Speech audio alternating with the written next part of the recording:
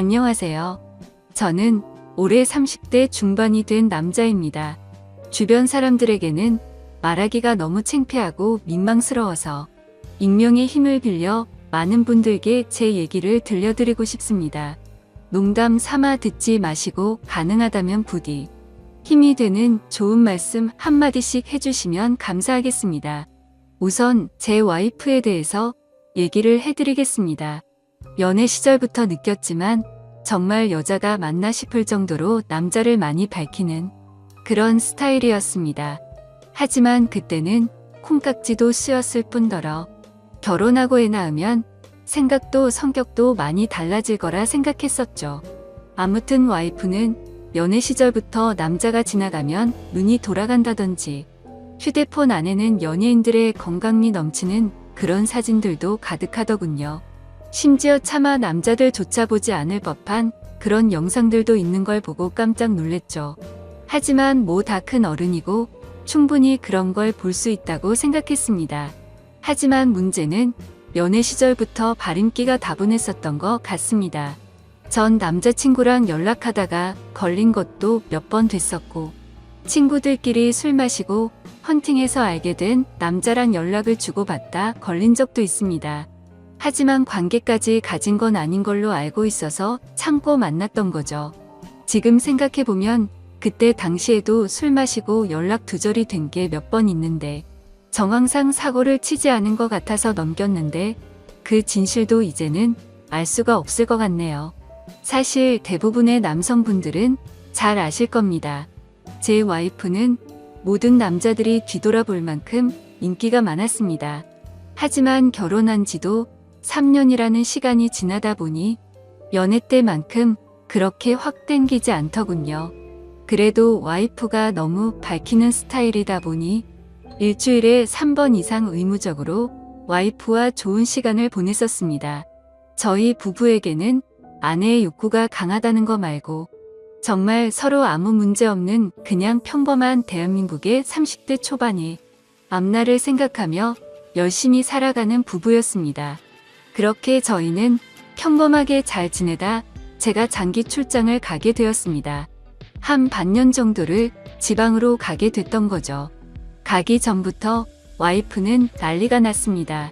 자신도 회사를 그만두고 따라갈까 라고 물어보며 6개월 동안 혼자서 지내면 외로워서 미쳐버릴지도 모른다더군요.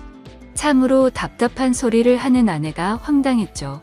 일을 그만두면 직장이 바로 구해지지도 않을 뿐더러 저희가 신혼부부도 아니고 6개월을 못 기다려서 일까지 그만두고 따라온다니 저는 많이 당황스러웠죠.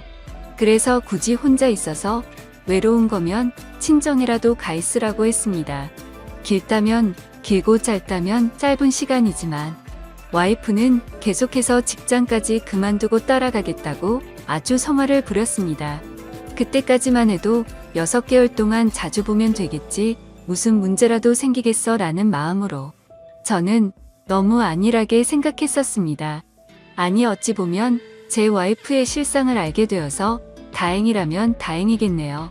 처음에는 와이프가 참으로 지극정성이었습니다. 제가 출장을 간 곳이 차로 왕복 6시간이 넘게 걸리는 곳인데 한 달 동안은 거의 매주 제 숙소로 찾아오더군요. 남자 혼자 살면 밥 굶는다고 밥이며 반찬이며 아주 바리바리 두 손 가득 싸들어서요. 그때까지만 해도 저는 와이프를 너무 잘 얻었구나 싶었습니다.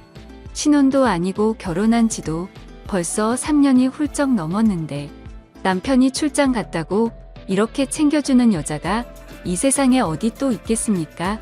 그때까지만 해도 정말 저희에게는 아무런 문제가 없었죠.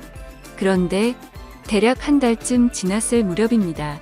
그렇게 지극정성이던 와이프가 전화도 잘 받지 않고 코빼기도 안 비추더군요. 사실 섭섭하기도 했지만 와이프가 집에서 노는 사람도 아니고 본인도 직장을 다니는 사람이니까 피곤해서 그런가 보다 생각했죠. 반년 일하는 시간은 금방 지나갔고 저는 지방 출장을 모두 마치고 다시 서울로 복귀를 했습니다. 와이프는 집에 온 저를 보자마자 고생했다며 보고 싶은 거 참느라 죽는 줄 알았다면서 달려오더군요.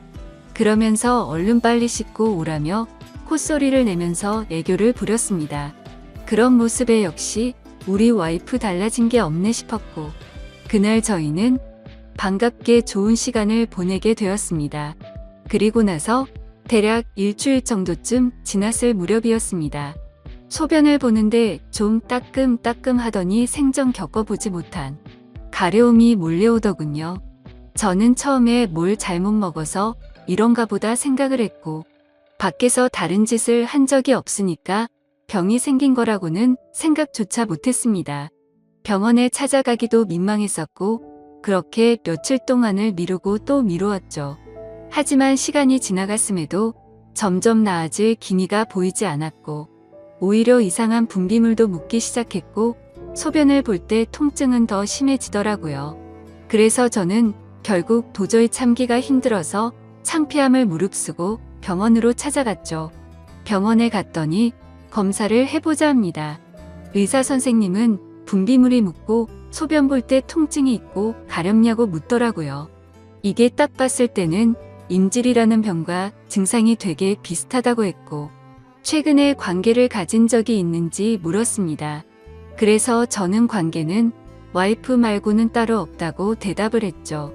의사는 저에게 정확한 원인을 알기 위해서 정밀 검사를 받아보라고 권하더군요. 그때까지만 해도 이 의사놈이 환자 가지고 장사하는구나 싶었습니다.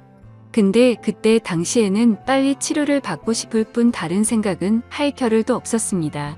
그렇게 저는 검사를 받았고 결과를 보고 난 뒤 정말 제 눈을 의심했습니다. 임실에 헤르페스에 곤지름까지 생겼더라고요.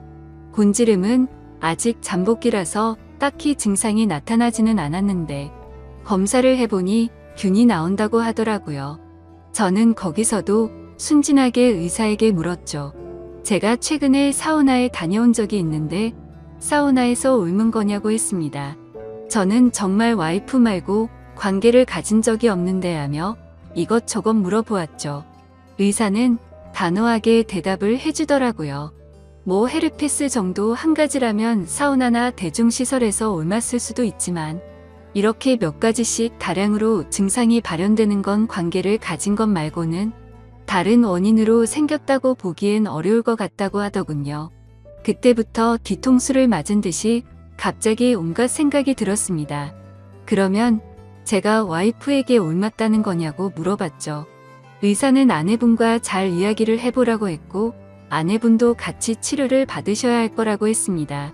그 얘기를 듣고 병원을 나서는데 갑자기 뒷골이 땡기면서 피가 쏠리는 느낌이 들었죠. 일단 저는 증거라도 있어야겠다는 생각으로 아내의 차로 가서 블랙박스를 켜봤습니다. 정말 하나하나 영상을 다 켜보면서 확인을 해보는데 기겁을 했습니다. 왜냐하면 영상 속에서 들리는 남자의 목소리가 한 명이 아니더라고요. 누가 듣더라도 그 남자들마다 평범한 대화를 하는 게 아니고 사랑을 나누는 소리가 들리는데 눈앞이 깜깜해졌습니다. 그동안 그렇게 믿었고 서로를 의지했던 와이프가 제가 모르는 사이에 다른 남자들과 이렇게 해프게 하고 다녔다는 게 믿기지가 않았습니다. 영상 날짜를 보니 아내가 제게 연락이 뜸해졌던 시기와도 맞물리더군요. 제가 출장을 간 지 한 달 뒤 정도에 어떤 남자와 대화를 하는데 대화 내용만 보면 술을 마셨는지 대리기사의 목소리도 들렸습니다. 그런데 다른 사람이 있는데 아랑곳하지 않고 역겨운 말을 하더군요. 남편이 출장을 가서 없으니까 잠시 쉬다 가도 괜찮다고 하는데 너무 충격적이었습니다. 평소에 다른 사람의 시선도 신경 쓰는 다소곳한 모습이 있던 사람이었고 관계를 가질 때조차도 많이 밝히기는 해도 선을 넘지 않았는데 너무 다른 사람 같았습니다. 저는 그 길로 블랙박스 메모리칩을 빼들고서 집으로 달려갔습니다. 집에 도착한 저는 곧장 와이프를 불렀죠. 너 지금 내가 어디 갔다 온 줄 아냐고 했고 비뇨기과 갔다 왔는데 너 도대체 나 없을 때 뭔 짓거리를 하고 다녔냐고 소리를 질렀습니다. 제가 막 소리를 지르면서 화를 내니까 와이프는 덜덜 떨며 무슨 소리냐고 자신이 무슨 짓을 했다고 이러냐고 변명을 하더군요. 그래서 다시 물었습니다. 아무 일도 없는데 갑자기 내 몸에 인질에 헤르페스에 거기다 곤지름까지 생기냐고 했고, 나는 너 말고 다른 여자와 보낸 적이 없는데 그럼 이 병은 갑자기 하늘에서 뚝 떨어진 거냐고 했습니다. 내가 1년을 자리를 비운 것도 아니고 고작 6개월 비웠을 뿐인데 그새를 못 참고 딴 놈이랑 붙어 먹었냐고 말했고, 거짓말 할 생각은 하지 말라며 블랙박스 메모리 칩을 내려놨습니다. 지금부터 거짓말 할 생각 하지 말고 솔직히 말하라고 더 크게 소리를 질렀습니다. 제가 너무 흥분을 했고 증거자료까지 내밀면서 몰아붙이다 보니까 그제서야 와이프는 사실대로 실토하더군요. 아주 여기저기 다 정차하는 버스가 따로 없더군요. 처음에 너무 외로워서 그랬답니다. 회식을 하게 되었고 술에 취해서 결국 실수가 시작되었답니다. 평소부터 자신에게 잘 대해주던 직장 후배인데 같은 방향으로 가는 김에 차에 같이 타게 되었답니다. 근데 술에 너무 취해서 자신도 모르게 많이 외로웠답니다. 그래서 그냥 단순히 술을 한 잔만 더 하고 싶은 생각에 집으로 불러들였고 술을 더 마시다 실수를 해버렸다고 하더군요. 제게는 너무나 소중했던 제 보금자리에서 다른 남자놈이랑 놀아나다니 정말 너무 화가 났고 역겨웠습니다. 그런데 이건 시작에 불과하더군요. 그날 이후로 고삐 풀린 망아지처럼 지냈더군요. 어차피 실수를 시작했고 죄책감에 오히려 더 막 나가게 됐답니다. 근데 참 이해가 안 가지 않나요? 상식적으로 실수를 했다면 더 자숙해야 하는데 오히려 더 이따위 짓을 했다는 걸 보면 언젠가는 이딴 짓을 하고 살았을 사람이란 걸 느꼈습니다. 같이 사고를 쳤던 남자들도 다양해서 참 대단하더군요.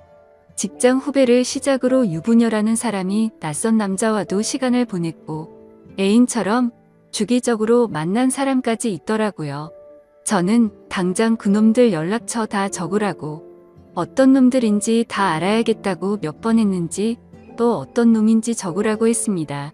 와이프는 처음에 그걸 어떻게 다 기억하냐고 그러면서 못 적겠다고 하더군요. 정말 울컥하더군요. 그딴 짓을 해놓고서 어떻게 다 기억 못하냐면서 따졌습니다. 그럼 정 못 적겠으면 너네 친정집으로 가자고 했습니다.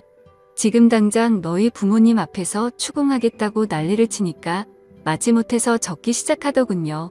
참 기가 막혔습니다. 6개월이라는 짧은 기간 동안 시간을 보낸 남자가 무려 5명입니다. 한 번만 만나서 놀았던 놈은 3명이었고 직장 후배와는 3번의 만남을 더 가졌답니다.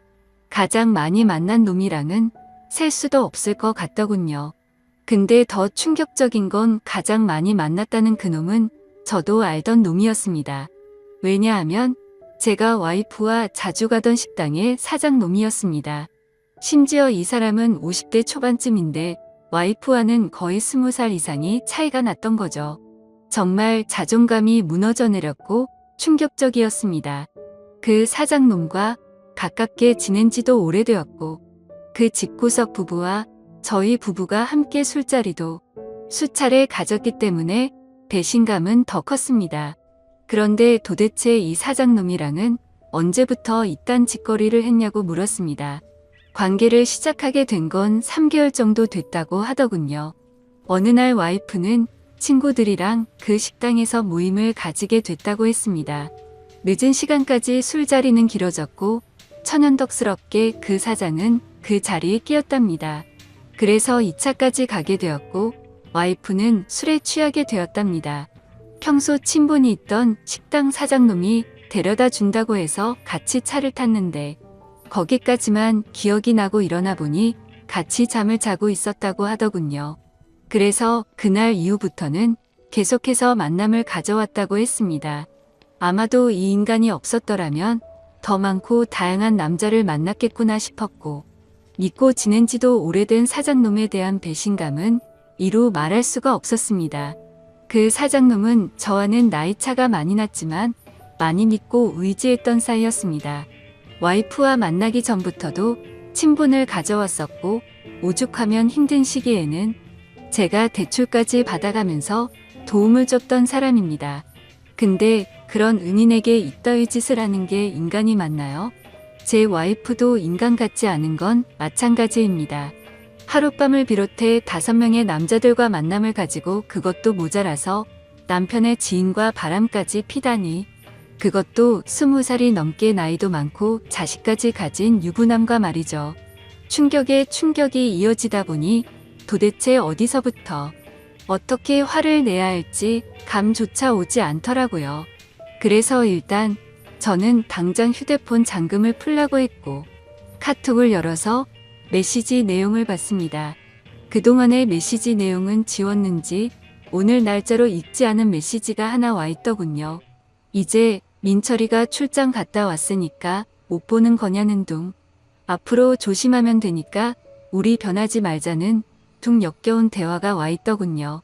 정말 너무 참담해서 말도 안 나오고 아무 생각도 들지 않더라고요. 그냥 분노에 휩싸였을 뿐 아무것도 보이지가 않았습니다. 그래서 당장 아내를 이끌고 그 사장놈이 하고 있는 식당으로 갔습니다. 식당 안에는 손님들이 있었고 그 사장놈의 아내도 함께 있더군요. 그런데 그때 당시 제 눈에 이미 보이는 건 없었습니다. 들어가자마자 욕을 지르면서 불렀고 바로 멱살을 잡았습니다. 그 사장놈의 아내는 깜짝 놀라서 달려나와서 저를 뜯어 말렸고 저는 온 동네에 소문이 나길 바라는 마음으로 큰 소리로 말했습니다.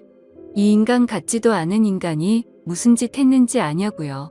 제가 출장 간 사이에 제 와이프랑 바람 피우고부터 먹은 지 3개월이 됐다고 말해줬습니다. 와이프는 옆에 서서 울고 있었고 그 사장놈의 아내도 충격을 먹었는지 저보다 더 화를 내면서 남편을 밀치고 멱살 잡고 난리가 났습니다. 그 사이에 손님들은 전부 다 밖으로 나가버렸고 진짜 짐승들처럼 뒤엉켜서 순식간에 개판이 되었습니다. 다음 날에는 그 직장 후배놈도 응징하기 위해서 와이프의 회사로 찾아갔습니다. 조금은 마음이 차분해져서 깽판을 치지는 않았고 다이렉트로 회사 대표와 만났습니다. 내 와이프가 여기 직장 동료랑 바람을 폈다. 딴 거 다 필요 없고 그 사람 자르라고 했습니다. 안 그러면 더 이상 어떤 꼴 날지 모른다고 하니까 바로 알겠다면서 죄송하다고 하더군요. 당연히 와이프도 이 회사에서 그냥 내보내라고 했습니다. 그딴 인간들 여기 둬봤자 여기에 도움될 거 없을 거니까 알아서 하라고 했죠. 와이프와는 이혼을 해야겠다는 생각으로 당분간 얼굴도 마주치지 말자고 했고 집에서 내쫓아 버렸습니다. 저 또한 맨정신으로 버틸 수가 없어서 회사에는 잘 얘기해서 휴가를 냈고 며칠 동안 집에 박혀서 술만 마시고 있었습니다. 옛날 생각도 나고 어떻게 이렇게 됐는지 웃다 울다 사람이 미쳐가는 게 한순간이더군요.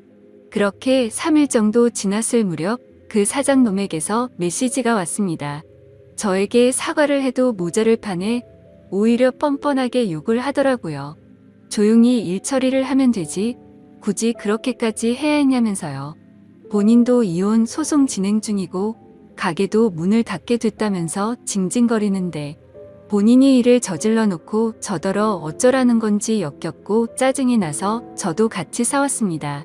저는 너 같은 인간 말종이랑 말 섞기 싫으니까 헛소리 그만하라고 말했고 그동안 내가 너한테 빌려줬던 돈을 이번 주 내로 당장 다 갚으라고 했습니다. 그러니까 돈 없다면서 배째라고 말하더군요. 나이 50이 넘어서도 이따위 짓을 하는데 어떻게 이런 인간이랑 연락을 해오며 살았을까? 제 스스로에게도 화가 났습니다. 그때부터 이 인간 같지도 않은 놈이 저를 약올리기 위해서 비아냥거리기 시작하더군요. 제 와이프가 이렇게 해줬다 저렇게 해줬다부터 시작해서 또다시 저는 충격적인 얘기를 듣게 되었습니다. 참 파고 또 파도 끝이 없었네요. 너도 내 덕분에 이혼하게 된 걸 다행으로 알라면서 말하는데 지 친구놈과 셋이서도 어울렸다고 말하더군요. 진짜 이런 인간이었나 싶고 사람의 이중성에 환멸을 느꼈습니다. 와이프와 저는 연애 시절부터 결혼까지 거의 6년이란 시간을 함께 했습니다. 제가 알던 와이프가 맞나 싶을 정도로 또다시 큰 충격을 받았습니다. 이런 게 현실적으로 있을 수 있는 일인가 싶었습니다. 저는 곧바로 와이프에게 전화를 했고 이 말이 사실이냐고 물었죠. 그러자 한참을 말없이 가만히 있더군요.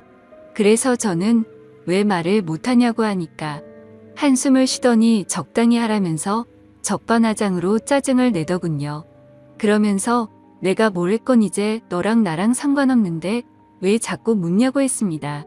솔직히 당연히 이혼은 계속 진행했겠지만 조금이라도 고민을 안 했다면 거짓말이겠죠.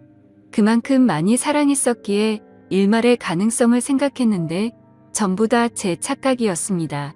아니, 오히려 다행이라고 생각해야겠네요. 마지막까지 제대로 된 실체를 보여줘서 미련 없이 끝낼 수 있겠구나 싶었으니깐요. 이렇게 말도 안 되는 사건이 일어난 지도 고작 일주일이 지났네요. 저는 지금 와이프와 이혼 절차를 밟고 있습니다. 와이프와 직장 후배 놈은 그 회사에서 잘리게 되었고요. 아직까지 해결이 안 된 문제는 그렇게 믿고 지냈던 사장놈입니다. 제게 빌려가서 갚지 않은 돈만 원금 2천만 원이 넘습니다. 이런 일은 태어나서 처음 겪다 보니 어떻게 해야 할지 머리가 어지럽네요. 일단 법적으로 어떻게 해서든 이 인간에게도 최대한의 고통을 주고 싶습니다. 어떻게 해야 이 인간도 피눈물 흘리면서 후회할 수 있게 만들 수 있을까요? 세상에 이런 일들이 일어나리라곤 절대로 생각 못했는데 제게도 이런 일이 일어나네요. 아마도 다들 드라마나 영화에서나 일어나는 일이라고 생각하실지 몰라도 생각보다 이런 불륜 사건들은 한 해에도 수도 없이 일어난다고 하더라고요. 다른 사람들은 저처럼 너무 사람들을 믿어서 상처받는 일이 없었으면 하는 바람입니다. 그리고 어떻게 해야 그 사장놈을 응징할 수 있을까요? 비열하게 비웃고 조롱하는 그 사장놈을 절실하게 응징하고 싶습니다. 제발 좀 방법이 있다면 알려주세요. 감사합니다. 안녕하세요. 저는 서울에서 거주 중인 30대 초반의 여자입니다. 그동안 있었던 파란만장한 제 인생사를 들려드리고 싶어서 이렇게 조심스레 사연을 보내게 되었습니다. 저는 지금 형부와 같이 살고 있는데 긴 글이 될 수도 있겠지만 그저 한 여자의 속풀이라고 생각하고 가볍게 들어주셨으면 좋겠습니다. 저에게는 2살 차이가 나는 친언니가 한 명 있습니다. 언니는 매사 차분하고 현명했으며 성격도 참 시원시원했었죠. 똑 부러지는 성격에 공부도 상당히 잘했고 얼굴도 예쁜 외모라 남자들 사이에서도 인기가 상당히 많았습니다. 더군다나 성격도 착해서 어릴 적부터 저를 살뜰히 챙겨준 언니가 제 우상이자 꿈이었던 것 같아요. 나이는 겨우 2살 차이밖에 안 되지만 어릴 적부터 언니는 제게 상당히 커다란 존재였던 것 같아 말을 잘 따르곤 했습니다. 공부를 상당히 잘하던 언니는 서울의 좋은 대학에 입학하게 되었고 그로 인해 서울에서 혼자서 자취를 시작하게 되었습니다. 그때 당시 저는 혼자 나가서 자취하며 사는 언니가 그렇게 부러울 수가 없었죠. 공부도 잘하고 대학도 좋은 곳에 가는 언니를 동경하며 저도 언니를 따라가기 위해서 이를 악물고 정말 공부를 열심히 했었습니다. 그러다 보니 저도 곧잘 성적이 잘 나왔고 그 덕분에 언니와는 다른 학교지만 나름 서울에 있는 괜찮은 4년제 대학교에 입학을 하게 됐습니다. 저는 너무 행복하고 신났었죠. 그렇게 꿈에 그리던 언니와의 자취 생활과 대학 생활이 너무 기대가 되었습니다. 부모님은 철없는 딸년이라고 핀잔을 주셨지만 내심 서울 4년제 대학에 입학한 딸들을 보며 흐뭇해 하셨었던 것 같습니다. 그렇게 학기가 시작되었고 저는 언니와 같이 살게 되었습니다. 대학 생활을 시작하니 이래저래 시간이 금방 지나가더라고요. 친구들도 여러 명 사귀게 되었고 술집도 처음 가보고 미팅도 하면서 너무 즐겁게 지낸 것 같아요. 그러다 언니는 졸업을 하고 대기업은 아니지만 업계에서 알아준다는 좋은 곳에 취직을 하게 되었습니다. 그리고 얼마 뒤 지금의 형부를 만나게 되었네요. 언니보다는 2살 위였으니 저하고는 4살 차이가 나는 남자였고 언니와 소개팅으로 만났다고 들었습니다. 처음 만났을 때 환하게 웃으며 내가 연희의 동생이야 라고 말하던 게 정말 엊그제 있었던 일처럼 생생합니다. 저는 언니와 같이 살고 있었기 때문에 형부와는 자주 만났어요. 처음에는 여자 둘이 사는 집에 자꾸 찾아오는 게 불편했지만 너무나 좋은 성격에 항상 밝은 미소를 보여주던 형부였죠. 그리고 언니와 같이 어울리며 놀다 보니 언젠가부터 저도 서서히 편해지더라고요. 두 사람은 항상 저를 같이 챙겨주었고 식사나 영화 그리고 술을 마실 때도 함께 했어요. 언젠가부터 그게 너무 좋았고 일상이 된 듯이 같이 노는 게 편해졌습니다. 저와 형부는 아는 오빠 동생 같이 아주 편한 사이가 되었던 거죠. 그렇게 처음 겪어보는 재밌는 일상들을 만끽하였고 평범한 대학 생활을 즐기면서 별탈 없이 잘 지내고 있었습니다. 그런데 하늘이 무너질 만큼 충격적인 일이 생겨버렸죠. 어느 날 갑자기 부모님의 충격적인 사고 소식을 접해야 했습니다. 언니와 제가 사는 자취방에 오셔서 반찬이며 이것저것 가져다 주시고 시골집으로 내려가시다 차가 반파되는 큰 사고가 났습니다. 여자들끼리 사는 집이 이게 뭐냐며 투덜거리셨던 엄마와 애들한테 잔소리 그만하라는 아빠. 그 모습이 마지막 모습이셨어요. 부모님 두 분 다 그 사고로 인해 돌아가시게 되었습니다. 저희 자매는 너무나도 슬픈 그 현실을 어린 나이에 모두 받아들여야만 했습니다. 형부는 장례식장에서 언니의 남자친구라고 주변 분들에게 소개를 하였고 저희 부모님의 마지막 장지까지 함께 해주었습니다. 목 놓아 울다가 너무 힘들어 지치면 형부가 달래주었고 무엇이라도 먹으라며 밖에서 죽까지 사와서 저희들을 챙겨줬었죠. 형부에게 너무 고마웠고 그때부터 많이 의지가 되었던 것 같아요.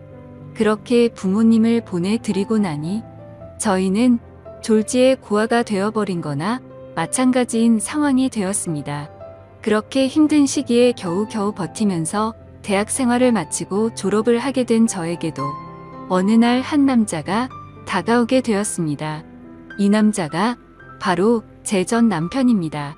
부모님이 돌아가시고 형부와 언니에게 많이 위로받고 기대면서 살았지만 그걸로 제 마음이 채워지기에는 부족했었나 봐요.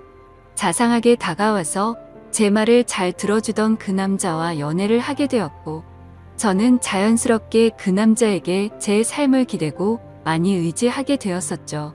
그러다 보니 집에 들어가지 않고 외박을 하는 횟수도 점점 늘게 되었고 안 그러던 제가 갑자기 그런 모습을 보이게 되자 언니와 형부에게 혼도 많이 났었습니다. 그러던 중 저는 그만 사고를 치고 말았습니다. 어리다면 어린 그 나이에 혼전 임신을 하게 되었던 거죠. 지금 생각해보면 정말 미친 짓이라 생각하고 있고 그 시간을 되돌리고 싶은 심정입니다. 물론 지금 제 인생 누구보다 소중한 제 딸아이가 없길 바란다는 뜻이 아니고 전 남편만 되돌리고 싶습니다. 하지만 그때 당시에는 그 남자를 많이 의지했고 사랑했었기에 미래가 행복할 거라 꿈꾸고 아이를 낳자고 마음먹었습니다. 그렇게 저희는 예정에 없었던 결혼을 급하게 하기로 한 거였죠. 그래서 저는 언니와 형부에게 이 사실을 알렸고 정신이 있는 거냐며 많이 혼났었던 것 같습니다. 잘 살 테니 걱정하지 말라고 얘기를 계속 해줬지만 그게 말처럼 쉽게 될 리 없다는 걸 잘 알고 있는 두 사람은 저를 많이 설득하려고 했죠. 하지만 뱃속에 제 아이가 있었기에 되돌릴 수 없다는 걸 모두가 알았고 결국 제 의견을 따라서 결혼을 진행하게 되었습니다. 그러나 상견례부터 참 쉽지 않더군요. 그날부터도 많은 일이 있었습니다. 언니와 형부가 상견례 자리에 나와주었고 어른은 없냐며 대놓고 무시하던 시대. 그리고 그런 경험을 처음 하면서 괜찮은 척하며 땀을 뻘뻘 흘리면서 시댁의 비위를 맞춰 주던 형부. 매사에 정확하고 똑부러지던 제 언니도 저를 위해 성격 죽이고 이리저리 무사히 상견례를 끝마쳤네요. 남자친구와 저는 어린 나이에 목돈이 없었기에 시댁에서 마련해주신 15평 남짓 되는 빌라에서 아이를 출산하였고 신혼생활을 시작하게 되었습니다. 그런데 제가 꿈꾸던 결혼 생활과는 정반대였습니다. 연애하던 시절에는 항상 저를 착하게 대해주던 남편은 결혼을 하고 난 뒤 마치 다른 사람처럼 180도로 바뀌었습니다. 잦은 음주와 외박 그리고 저에게 욕설까지도 서슴지 않았습니다. 처음에는 단순히 벌어지는 실수라 생각되어 넘어갔지만 그게 점점 도를 넘어서더니 어느 순간부터는 제게 몹쓸짓까지 하더군요. 부모가 없어 네가 개념이 없다며 욕을 하고 언니와 형부까지 싸잡아서 욕을 했습니다. 어리다면 어린 나이에 그 얘기를 듣고 있자니 서름에 복받쳐서 아이를 안고 많이 울었던 것 같아요. 하지만 저는 언니와 형부에게 제 상황을 이야기하지 못했습니다. 잘 살겠다고 큰 소리 뻥뻥 치고 강행했던 이 결혼. 지금 제가 이런 대접을 받고 힘들게 산다는 사실을 안다면 언니와 형부가 너무 슬퍼할 걸 잘 알았거든요. 그렇게 저는 힘든 하루하루를 살아가던 중 언니와 형부는 결혼을 하게 됐습니다. 저는 그 당시 많이 힘들고 지친 마음이었지만 누구보다 그 둘의 결혼을 축복했기에 밝게 웃으며 축하해 주었습니다. 그리고 저의 불행한 일상이 2년쯤 지났을 때였습니다. 남편의 폭언과 만행은 점점 더 심해졌고 어느 날부터는 술집 다니는 여자와 외도를 하는 사실까지 알게 되었습니다. 많이 믿고 결혼한 사람이었기에 그런 현실들이 너무 많이 힘들었어요. 그래서 저는 이제는 이 사람과 어떻게든 정리를 해야겠다고 생각하고 있었을 때였습니다. 하지만 현실적으로 이혼하고 나가면 어떻게 살까라는 생각이 들었고 아직 이렇게 조그마한 딸아이와 내가 잘 살 수 있을까 걱정이 들었습니다. 부모님께서 살아계셨으면 내가 돌아갈 곳이 있을 텐데 하는 슬픔에 잠겼죠. 그러다 힘들어 지쳐 딸아이를 데리고 언니를 보러 집으로 찾아갔습니다. 저는 아무런 일 없다는 듯 언니와 식사를 했고 평소대로 일상적인 대화를 나누었습니다. 언니와 식사를 하고 있는 중에 형부가 퇴근하여 집으로 들어왔고 저를 보며 반갑게 맞아줬습니다. 언니네 오게 되면 딸아이 선물도 챙겨서 들어오게 미리 얘기 좀 하라고 하는 형부. 이렇게 정감 있는 인사를 해주며 제 머리를 쓰다듬어 주더라고요. 그런데 얼마 전 남편에게 밀쳐져서 넘어지다 찢어졌던 부분을 건드렸고 저도 모르게 비명소리를 내게 되었습니다. 형부는 깜짝 놀라서 뭐냐고 왜 그러냐고 계속 물어봤죠. 저는 사실대로 말할 수 없어 눈을 못 마주치고 있는데 걱정을 해주는 모습을 보고 있으니 저도 모르게 서름에 복받쳐 갑자기 눈물이 흘렀습니다. 뭔가 이상하다는 느낌을 감지한 건지 형부는 제 몸을 계속 살폈고 눈에 띌 만큼 표정이 급격히 경직되면서 변해갔습니다. 형부는 남편 놈이 이런 거냐고 솔직히 말해보라며 저를 다 그쳤고 저는 아니라고 계속 부인했지만 하염없이 나오는 눈물이 제 말이 거짓이라고 저를 대신해서 대답해 주었죠. 결국 그날 그동안 있었던 모든 일에 대해서 솔직하게 말을 했고 형부는 화를 내면서 그 늦은 시간 저를 이끌고 저희 집을 찾아갔습니다. 술을 좀 했는지 소파에 누워서 뒹굴고 있는 남편을 사정없이 멱살을 잡고 흔들기 시작했습니다. 네가 사람 새끼냐고 어떻게 여자한테 그럴 수 있냐며 계속 욕을 했죠. 남편은 그러다 넘어지면서 가구에 부딪혔고 악을 쓰며 소리를 질렀습니다. 형부는 그때부터 정신이 조금 들었는지 잠시 숨을 고르더라고요. 일단 이 상황이 정리가 되어야 할 것 같아 형부를 밖으로 데리고 나가려 하는데 갑자기 남편에게 무릎을 꿇으면서 이야기를 했습니다. 우리 처제 어디 가서 이런 대접 받을 아이 아니라고. 제발 잘 좀 대해주면 안 되겠냐고. 내가 실수해서 다쳤으니 속 풀릴 때까지 자신을 때리라고 하더군요. 제발 부탁을 한다면서 말이죠. 남편은 그런 형부와 울고 있는 저에게 지금까지 해왔던 것, 그 이상의 온갖 욕설을 뱉으며 경찰에 신고를 했습니다. 경찰이 와서 일단 상황은 종료되었지만 절대 합의는 하지 않겠다는 남편 때문에 형부는 결국 재판까지 받게 되었습니다. 자세한 내용은 형부가 절대 말해주지 않아 그 후 어떤 처벌이 이루어지게 됐는지는 지금도 잘 모르겠습니다. 그런 상황을 겪은 뒤로 저는 확실히 남편과 정리를 할 수 있었고 이도 저도 갈 곳이 없던 저와 딸아이에게 언니와 형부는 손을 내밀어 주었습니다. 그렇게 염치는 없었지만 어쩔 수 없는 상황이었던 저는 결국 언니와 형부와 같이 살게 되었고 차근차근 그동안의 일들을 정리를 했고 이혼 준비를 하게 됐습니다. 이혼 과정이 생각보다 참 복잡한 게 많더라고요. 저 때문에 속이 많이 상했던 형부는 저에게 걱정 말라며 많이 도와주었습니다. 너무 힘들었던 제게는 그때 형부와 언니에게 너무 고마웠어요. 그리고는 예전 처음 형부를 만났을 때처럼 저와 언니 그리고 형부, 거기에 제 딸아이까지 나름 행복한 생활로 돌아올 수 있었습니다. 딸아이는 아주 어려서 그간의 일들을 전혀 인지하지 못합니다. 마냥 이 상황이 당연한 일상인 듯 해맑게 커가고 있었습니다. 어쩌면 다행이었죠. 이때쯤 아이가 3살이 되어 어린이집에 보낼 수 있었고 저도 작지만 경제활동을 할 수 있게 되었습니다. 전공을 살려 작은 디자인 업체 취직을 하게 되었어요. 이 회사가 프리랜서처럼 집에서도 일을 할 수 있었기에 아이를 키우는 저에게는 딱 알맞은 직장이었거든요.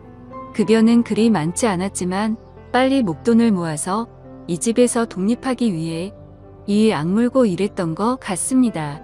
회사 몰래 아르바이트 짬짬이 해가면서 아이도 챙기고 일도 병행하는 그런 정신없이 바쁜 나날들을 보냈습니다. 그러다 어느 날 일어나지 말아야 할 충격적인 사건이 벌어졌습니다. 왜 저에게는 이런 시련들이 몇 번씩이나 이어졌는지 하늘이 원망스럽습니다. 어느 날 회사에서 디자인 회의를 하고 집으로 돌아왔는데 회사에 있어야 할 형부가 잔뜩 어지럽혀진 집안 식탁에 앉아 울고 있었어요. 식탁 위에는 마시던 소주들이 널브러져 있었고요. 너무 놀라서 이게 무슨 일이냐 물었지만 형부는 아무 말이 없더라고요.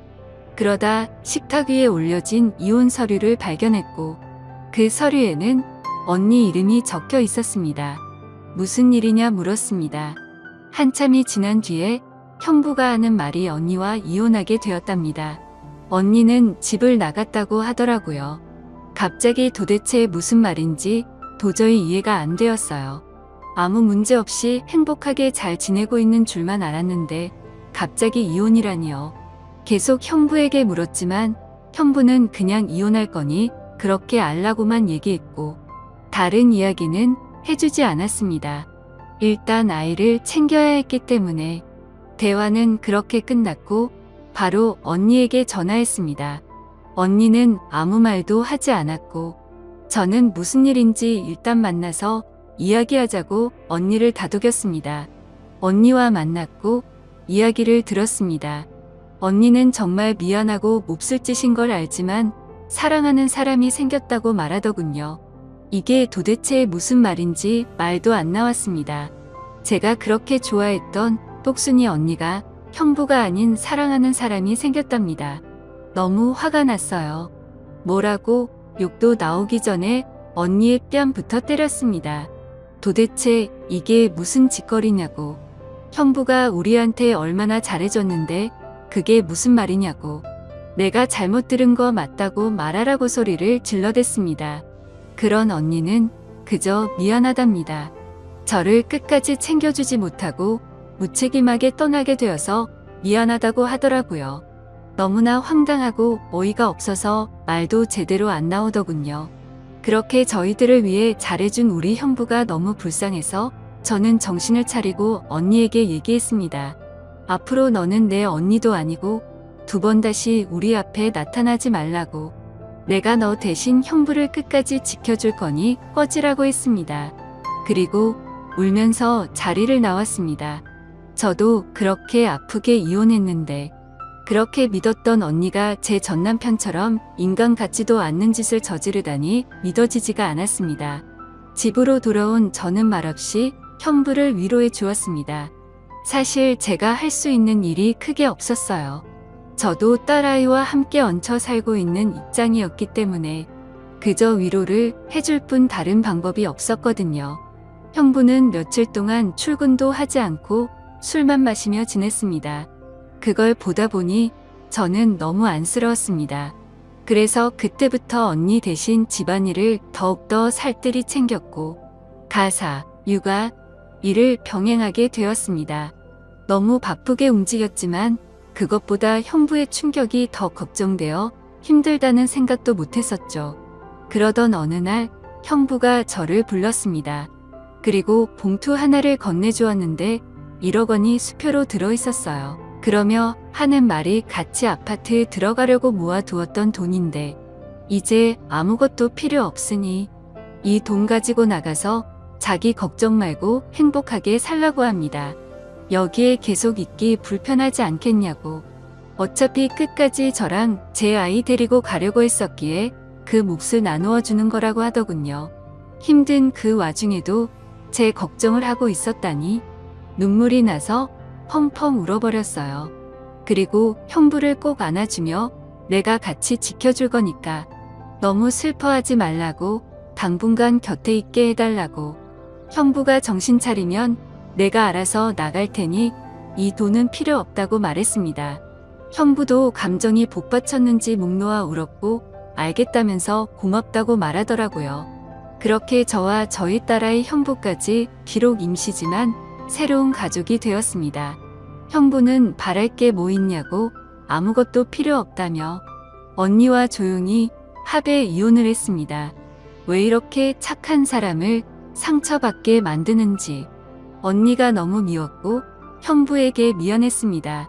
이렇게 짧은 시간 동안 부모님의 사고 그리고 혼전 임신과 이혼 또 믿었던 언니의 충격적인 배신까지 무려 3가지나 되는 큰일을 연달아 겪었습니다. 형부는 이혼을 한 뒤로 정신을 차리고 일상으로 돌아왔습니다. 저도 마찬가지고요. 서로 많이 의지를 해가며 바쁜 나날들을 보내고 있습니다. 언니가 떠난 충격을 온전히 떨칠 수는 없었지만 그래도 그 슬픔이 어느 정도 가셨을 무렵 작은 월세방을 얻어서 나간다고 형부에게 말했죠. 어느 정도 일상이 제자리를 찾은 것 같아서 제가 살 길을 찾아가겠다고 말했더니 여기가 너희 집인데 어딜 가냐고 화를 내더라고요. 이제 우리 가족인데 어딜 나가냐고요. 끝까지 서로 의지하자며 저를 붙잡더라고요. 형부를 위해서도 이건 아니다 싶어 완강히 거절했지만 이런저런 실랑이 끝에 형부에게 너무 고마운 마음이 들었습니다. 결국 저는 형부의 손을 놓을 수 없었습니다. 저희는 서로 상처받은 사람들이 만든 이상한 가족 구성원이 되었지만 나름 행복하게 잘 살고 있습니다. 지금은 전에 살고 있는 곳보다 조금 더 좋은 아파트로 이사도 했고요. 남들이 이상하게 볼 수도 있겠지만 신경 쓰지 말라고 늘 본인보다 저를 신경 썼어요. 아이 유치원 행사에도 애비 없는 자식 소리 듣지 않게 하려고 아빠처럼 참여해주고요. 남들이 흔히 생각할 수 있는 이상한 관계는 절대 아닙니다. 사실 저조차도 나름 소소한 행복을 느끼며 사는 이 순간이 영원할 것 같진 않습니다. 언젠가는 저도 형부와 떨어져 이곳에서 떠나야 할 거라 생각하고 있고요. 그래도 지금 당장은 현재 충실해서 행복하게 지내보려고 합니다. 길다면 긴 시간에 많은 일들을 모두 담아 보려다 보니 많이 횡설수설한 것 같네요. 제 이야기 들어주셔서 감사드립니다. 안녕하세요. 저는 올해 32살이 된 남자입니다. 사람 인연이라는 게 참 기묘한 것 같습니다. 저는 32년 살면서 지금까지 특별한 인연이라는 건 겪어본 적이 없었습니다. 외모는 누구에게도 뒤지지는 않는다고 생각해서 연애는 수없이 해봤지만 드라마에서도 볼 법한 그런 특별한 연애는 단 한 번도 못 해봤죠. 그런데 군대에서 만났던 여군 상사와 우연히 재회하게 되었고 그 여자와의 충격적인 일까지 정말 세상은 유지경인 것 같네요. 자세한 얘기들은 누군지 특정될 수 있어 생략하는 점 이해 부탁드립니다. 일단 저는 전역을 한 지 겨우 3년이 되었고 개인적인 사정이 있어 군대를 나이가 꽉 차서 다녀온 케이스입니다. 제가 군대에 있을 때 제가 근무했던 보직 특성상 수많은 여군들을 만났습니다. 왜냐하면 저희는 예하부대의 군장비들을 분배해주는 역할을 했고 그만큼 수많은 장교들과 부사관 병사들이 들락거리는 그런 곳이었죠. 근데 그렇게 많은 여군들을 봐왔음에도 어느 날 보게 된 여군의 얼굴을 보고 깜짝 놀랐습니다. 군대를 다녀온 분들은 잘 아시겠지만 군대에 있다 보면 정말 모든 여자가 다 예뻐 보이는 신기한 경험이 있을 겁니다. 그럼에도 불구하고 이 여군 상사를 마주치는 순간 다른 여군들과는 비교도 안 될 정도로 미모가 훌륭했었죠. 오죽하면 나중에 알고 보니 그 여군은 다른 병사들 사이에서도 여배우를 닮았다고 소문이 자자했다고 하더라고요. 게다가 그런 소문은 저희 부대뿐만 아니라 어딜 파견 가더라도 다들 알 만큼 엄청 유명했던 사람이었습니다. 그래서 수많은 병사들이 얼굴이라도 간절히 보고 싶어 했던 인물이었죠. 그런데 저는 그런 사람을 주기적으로 업무를 위해서 마주치고 대화도 나누는 그런 사이였습니다. 하지만 순수해 보이는 외모와는 달리 그 여군은 좀 많이 밝히는 여자라는 생각이 들었습니다. 어느 날 장비를 싣기 위해 차로 이동을 하고 있었습니다. 그런데 대뜸 창문을 내리더니 밤꽃 냄새를 맡으면서 이 냄새가 너무 좋다는 겁니다. 흔히 아는 밤꽃 냄새는 그 냄새와도 비슷했기에 제가 잘못 들었나 싶어 깜짝 놀래며 잘 못 들었습니다 라고 하니까 다 알면서 뭘 모르는 척 하냐며 웃더라고요. 그리고 또 어느 날은 제가 축구를 마치고 돌아가던 길에 마주쳤는데 땀에 젖은 모습을 보더니 야, 너 좀 달라 보인다 라면서 은근슬쩍 터치를 하더라고요. 솔직히 그런 예쁜 미모에 저를 건들다 보니 심장이 엄청 떨렸죠. 그 외에도 다른 사람들에게 들은 에피소드는 수없이 많았습니다. 이 여군이 밝힌다는 소문이 자자했던 거죠. 하지만 대부분의 얘기는 유언비어일 수도 있으니 흘려들은 것도 많았습니다. 근데 지금 생각해보면 아닌 땐 굴뚝에 연기 나지 않는다란 속담이 절로 들더군요. 그런 미모의 여군과 군대 내에서 별의 별 상상을 다 했습니다. 하지만 차마 고백을 한다거나 그런 건 꿈꿀 수도 없었죠. 그런 미모를 갖고 있는데 누가 감히 놔두겠나요? 당연히 그 여군분은 장교분과 교제를 하고 있었고 병사들은 결코 넘볼 수도 없었습니다. 그래서 소가리를 해가면서도 바라볼 수밖에 없었죠. 누군가를 짝사랑하다 보니 남들과는 달리 국방부 시계도 엄청 빠르게 흘러갔습니다. 그렇게 저는 전역을 하게 되었습니다. 전역을 하고 나서는 그동안 허비했던 시간이 컸던 만큼 하루라도 자리를 잡고 싶었기에 곧바로 수많은 면접을 받고 직장에 취업했습니다. 그렇게 매일같이 바쁜 생활을 지내다 정신을 차려보니 어느새 32살이 되었죠. 전역하고 이 나이 먹도록 일에 매진하느라 제대로 된 애인도 없었는데 이제 슬슬 아저씨 소리를 들을 나이가 되어 오다 보니 이제는 슬슬 평생 독신으로 살아야 하는 건가라는 생각이 들기 시작했죠. 그런 와중에 제가 그렇게 꿈꿔오고 짝사랑했던 여군 상사를 3년 만에 다시금 마주치게 되어서 너무 신기했었고 이게 운명인가 싶었습니다. 그녀를 만나게 된 건 6개월 전으로 거슬러 올라갑니다. 저는 천안에서 어느 정도 규모 있는 회사를 다녔는데 서울로 지역 이동 발령이 났습니다. 좌천이 된 게 아니라 오히려 승진을 하게 돼서 내려진 발령이라 제게는 엄청 좋은 기회였죠. 그렇게 기쁜 마음으로 생애 처음으로 서울 생활을 시작하게 되었습니다. 다행히 회사에서 멀지 않은 곳에 괜찮은 원룸이 있더라고요. 주변 분위기도 괜찮고 이웃들도 상태가 나빠 보이지 않았습니다. 결국 원룸을 계약하고 들어가서 지내던 중 며칠 후에 윗집이 나가는 걸 보았습니다. 위치가 좋은 원룸이라 오래 지나지 않아 새로운 세입자가 들어온다고 하더라고요. 그러다 편의점에 뭘 사러 가는 길에 이사하는 모습을 언뜻 보았습니다. 저보다는 좀 어린 나이로 20대 중반쯤으로 보이는 여자였습니다. 근데 무엇보다도 딱 달라붙는 짧은 옷을 입은 게 눈에 띄었죠. 솔직히 처음 봤을 때 마음이 좀 동하는 건 사실이었습니다. 얼굴도 제 스타일이었고 유독 짧은 복장에서 드러나는 몸매도 좋았거든요. 그냥 나오는 몸이 아니라 관리해야 나오는 그런 몸이었습니다.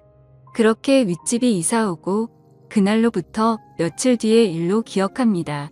갑자기 윗집에서 시끌벅적하고 남자들과 여자들이 여럿이서 떠드는 소리가 들렸습니다. 그러다 새벽까지 무언가 쿵쿵 하는 소리가 나는 겁니다. 단순히 울리는 소리가 아니라 뭐랄까 복합적인 소리였습니다. 처음 그 소리를 들을 때부터 민폐라고 생각했지만 아무튼 그냥 집들이 와서 시끄러운가 보다 하고서 그냥 넘겼었죠. 저보다 나이도 어린 여자가 친구들끼리 좋은 시간 보내는데 방해하는 게 예의가 아니라고 생각했습니다. 그런데 이 소리가 하루 이틀로 끝나지 않았습니다.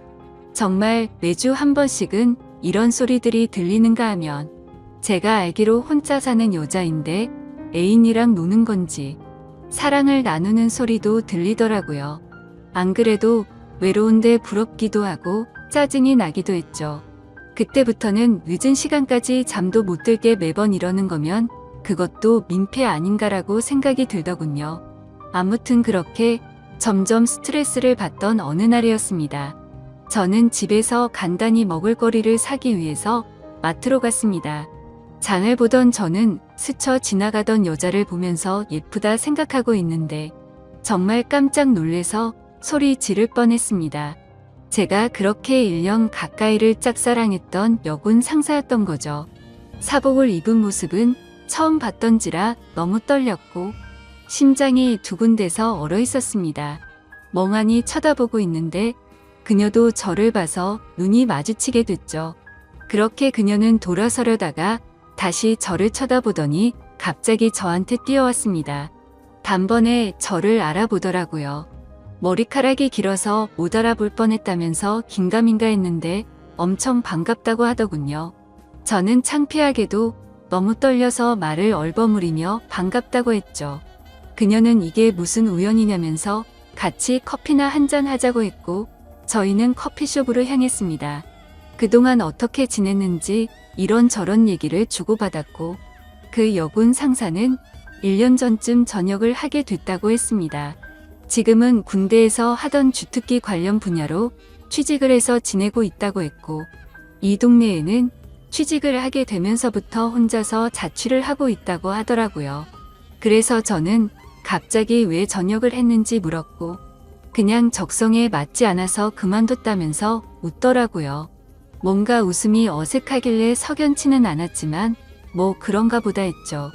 사실 무슨 이유가 됐건 웃는 모습을 보니까 또다시 심장이 두근대더라고요. 군대에서 군복 입은 모습만 봤을 때도 예뻤지만 사복을 입으니 훨씬 더 예뻐 보였습니다. 그래서 조심스럽게 물어봤습니다. 군대에 계실 때 남자친구랑은 지금도 잘 만나고 있냐고 물었더니 진지하게 만나 것도 아니고 잠깐 만나다 금방 헤어졌다고 하더라고요. 심지어 지금은 솔로로 지낸 지도 꽤 됐다면서 외롭다고 하는데 저에게도 드디어 기회가 왔구나 싶었습니다. 그래서 그때부터 저는 아주 신중하게 그녀를 만나기 위해 조심히 다가갔습니다. 항상 남자들이 줄을 서는 여자였기에 남들처럼 평범해선 승산이 없을 거라고 생각했던 거죠. 그날 이후로 저희는 매주 한 번씩 만나면서 서로 점점 친해지고 있었습니다. 그래서 혹시라도 부담스러워서 멀어질까봐 저는 최대한 제가 좋아한다는 감정을 숨겼었습니다. 하지만 아무리 제 감정을 숨기려고 해도 불쑥불쑥 행동이 먼저 앞서는지 누가 봐도 이 남자는 이 여자를 좋아하는구나 싶을 정도로 바보같이 티가 난 것 같습니다. 그렇게 저희가 처음 재회를 한 지도 한 달이 되어갈 무렵 술 한 잔을 같이 했죠. 그녀는 술에 조금 취했는지 제게 대뜸 그러더라고요. 너 나한테 관심 있는 거 아니었냐며 왜 고백을 안 하냐고 했습니다. 청순한 미모와는 달리 여군 출신답게 정말 거침없이 말을 하는데 그런 모습 또한 이미 제 눈에는 너무나 매력적이었죠. 그래서 저는 네가 나한테 관심 있는 거 아니었냐며 무심하게 얘기를 했더니 술에 취했는지 다짜고짜 팔짱을 끼면서 저한테 관심 있는 거 맞다고 말하더라고요. 그래서 저도 이제는 용기를 내야겠다 싶어서 술을 마시다 진지하게 고백을 했습니다. 사실 군대에서부터 나도 좋아했다며 그땐 남자친구가 있는 걸 알아서 고백을 참았다고 했죠. 그런데 전역하고 나서 진짜 후회를 많이 했는데 이렇게 우연히 만나게 된 걸 보면 우리 인연은 정말 필연인 것 같다고 우리 진지하게 만나보자고 했습니다. 그러자 장난으로 관심 있다고 한 줄 알았던 그녀는 진짜로 제 고백을 받아주게 되었고 저희는 그때부터 연인이 되었습니다. 정말 꿈만 같았죠. 군대에서 그렇게 마음고생을 하고 연예인처럼 바라보던 여자가 이렇게 우연히 다시 만나게 되는 것도 모자라 이제는 제 여자친구가 되었다고 하니 도저히 믿어지지가 않았습니다. 그날 저희는 자연스럽게 함께 저희 집으로 향했습니다. 집에서 한 잔 더 마시자고 하면서 분위기를 잡고 있는데 또 다시 윗집에 층간소음이 시작되더군요. 여자친구는 이게 무슨 소리냐고 깜짝 놀랐고 저는 그동안 있었던 일을 말해줬습니다. 그때가 자정이었음에도 시끄러워서 저는 뭔가 여자친구 앞에서 굽히는 모습을 보이고 싶지 않았죠. 그래서 저는 내가 올라가서 해결하고 온다고 했더니 따라간다고 하더라고요. 그땐 무슨 깡이었는지 술도 많이 마셨겠다, 에라 모르겠다라는 마음으로 올라간 것 같습니다. 윗집으로 도착해서 벨을 눌렀습니다. 한 번 눌러도 반응이 없기에 몇 번이나 누르니 그제서야 나오더라고요. 엄청 얇고 긴 티셔츠만 대충 걸쳐 입고 급하게 나온 모습이 생생하네요. 그걸 보고 저는 남자랑 있다가 급히 옷을 입고 나왔구나 싶더라고요. 하지만 지난 며칠 소음에 시달려서인지 자제할 마음이 안 들더라고요. 그래서 밤에 무슨 짓을 하기에 매일 밤 시끄럽게 구냐고 화를 냈습니다. 그랬더니 여자가 짜증을 내면서 그것 때문에 이 시간에 올라왔냐고 하더라고요. 진짜 양심도 없는 건지 너무 뻔뻔하게 나오더라고요. 그래서 뒤에 있던 여자친구가 앞으로 나오면서 지금 잘못한 게 누군데 그렇게 뻔뻔하냐고 화를 냈죠. 근데 참 웃긴 게 윗집 여자는 제 여자친구의 얼굴을 보고 나서 갑자기 엄청나게 친절해지더군요.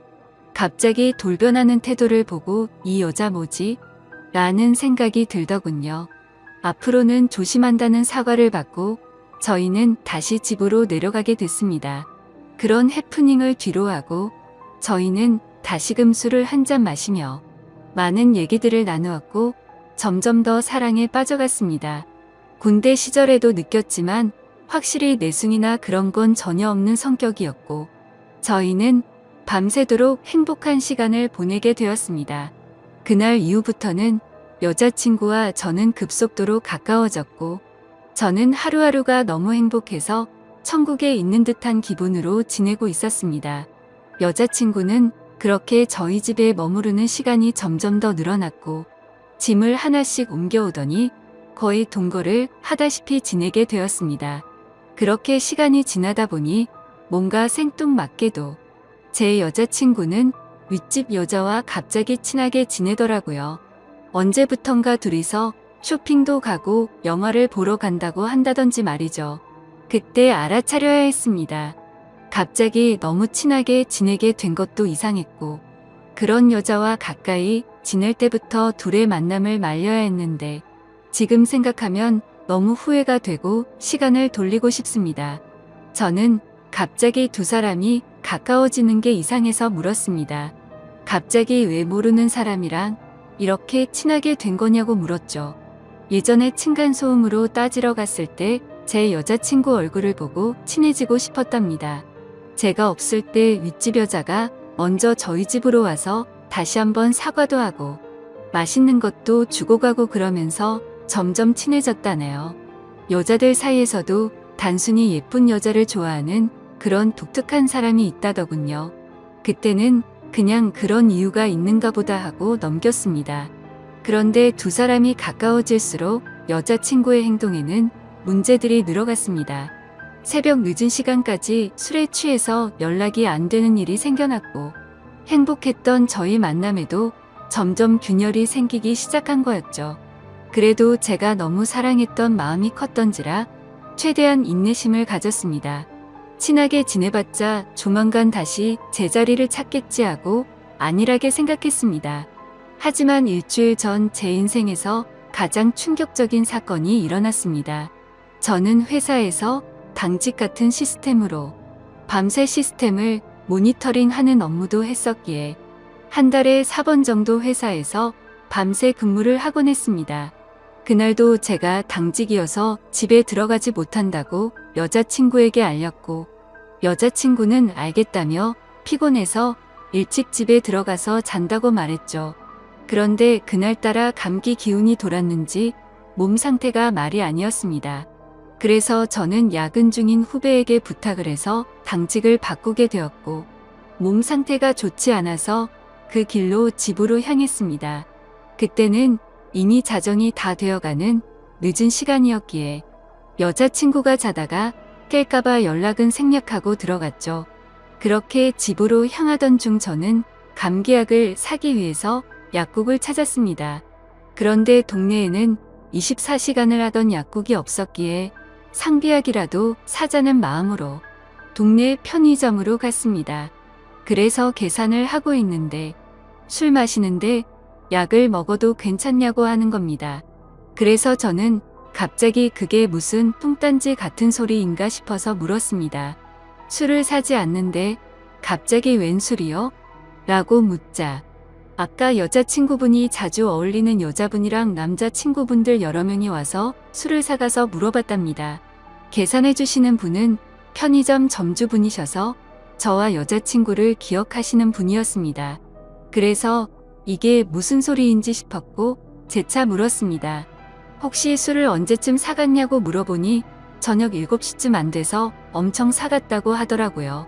그 시간에는 여자친구가 피곤해서 일찍 집에 들어가서 잔다고 했던 시간쯤이었습니다. 설마 했습니다. 하지만 아무리 믿어보려고 해도 그때부터 뭔가 거짓말로 뒤통수를 맞은 기분이 들었죠. 집으로 향하는데 설마 우리 집에서 나 몰래 바람을 피우고 있는 건가부터 온갖 상상이 들더군요. 이미 반쯤 정신이 나간 상태였던 저는 몸 상태가 좋지 않았음에도 미친 듯이 뛰어서 집에 도착했습니다. 문을 열고 들어가 봤더니 일찍 잔다고 했던 제 여자친구는 안 보이더라고요. 그래서 곧장 전화를 했습니다. 수십 차례를 연달아 하는데도 전화를 받지 않았습니다.